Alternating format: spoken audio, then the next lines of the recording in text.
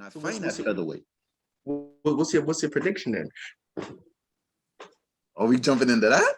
You I slid got into the it. upset special. Juliana Pena by decision. No, not even. I'm sorry. I said decision. Juliana Pena is going to stop her in the late 4th round. On it. Calling it. Late 4th Exclusive. round. Fighting Words exclusive. You hearing it? Kev.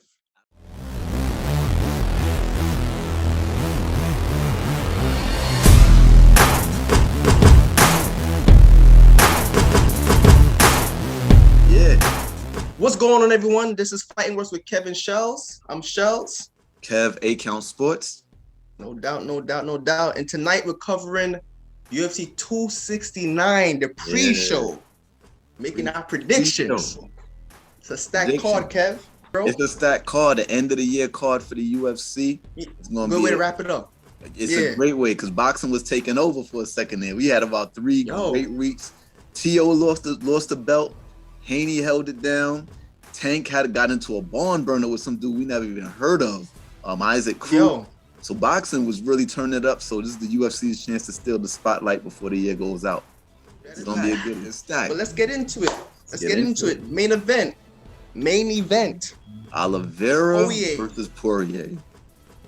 I didn't say I didn't have an answer. I just said I was going to I'm going to take. I would like to see Justin winning, but I got a feeling that maybe Justin has had his Super Bowls already. I get the feeling that maybe he might not be as up for this fight.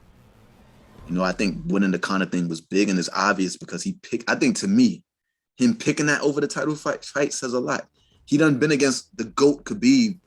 Now you're fighting a guy that has the belt that doesn't have that. He fought the GOAT, the guy that was the legend. Now I don't know if he'll be as up for this fight. So I'll take Oliveira, and not only that, Oliveira is good too. I agree. I say third round. I agree. No, fourth round. Third round. First round. Third round. Third round. Submission. Yeah, third round submission. I agree with you. Because I don't think Oliveira can outstrike Poirier. No. And I think because of that, he's going to take it to the ground and the fight is going to end in submission. But yes, UFC 270. This is the heavyweight bout that we've all been waiting for. The championship fight between Francis Ngannou and the challenger Ciryl Gane. This is a big one, Kev. This one is big on many levels. Forget that we now have Francis' it seemed like his most challenging opponent. Yeah. Forget that they had the same coach in Fernand Lopez. Forget that there's tapes coming out, footage of them sparring where you see Ciryl tagging up Francis Ngannou. It seems like there's a little psychological warfare going on. Yeah. You know? But on a deeper level, this is Francis Ngannou's going up against the culture at the UFC in a way. Against the industry. Because the industry, yes, because right now he's fighting without re-signing his contract. And if he loses, he'd be a free agent. I know we spoke about this before, how all it takes is a big name to have free agency and things could get shaken up. There's a possibility if he loses. But if he wins, he'll still be the champ. So he'll still be on the contract, but he don't have to fight. He could wait it out.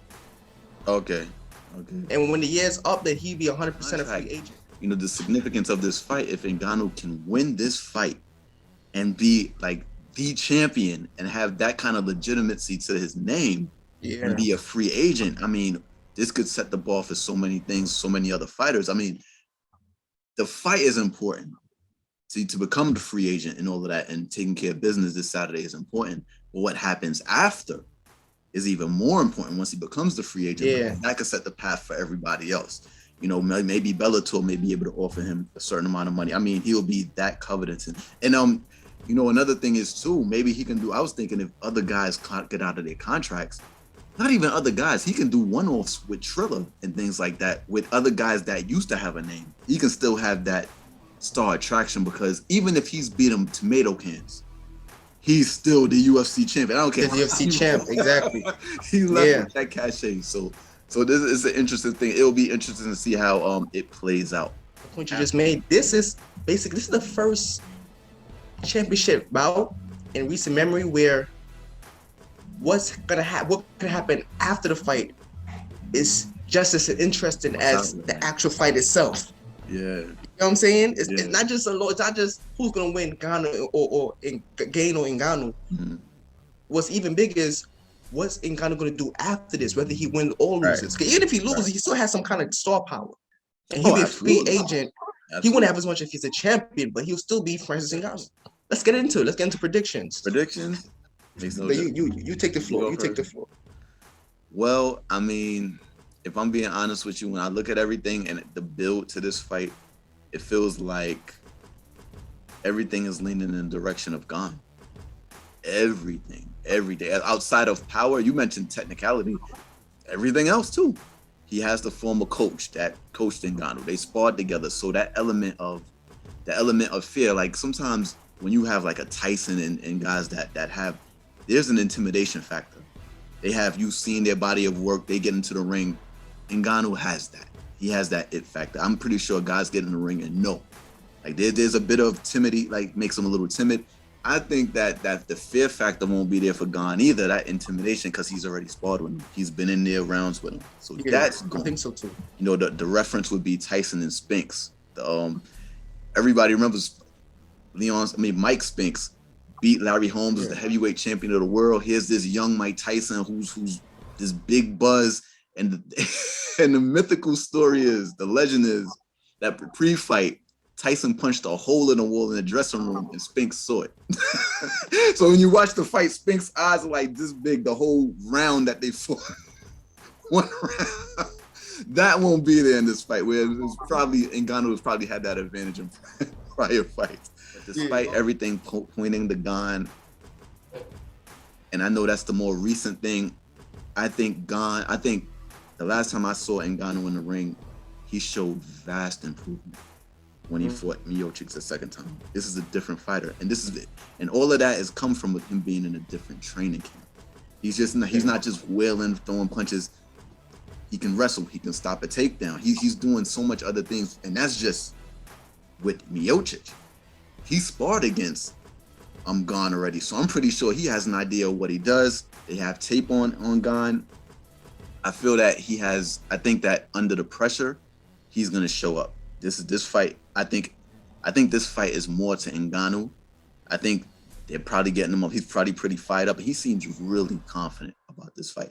So, you know, with sparring, they're talking about all these things that I'm pretty sure Ngannou, for him to be this confident, I'm pretty sure he had success against Gane as well in the sparring. So this is going to be a good fight. I feel like Ngannou was going. I feel like Ngannou was going. So that even though it's their first fight in the octagon, it's not the first time they're facing each other. Exactly. And I think it's good. That first round is going to be a lot of feeling out of one another. Mm-hmm. And I think then that's when Ngannou might try out some takedown game. Maybe not even fully do it, but just to put it out there. Have him. All right. So you got put that out there. So you got second round knockout, Ngannou, Francis, and still. All right. That's what's up. Still.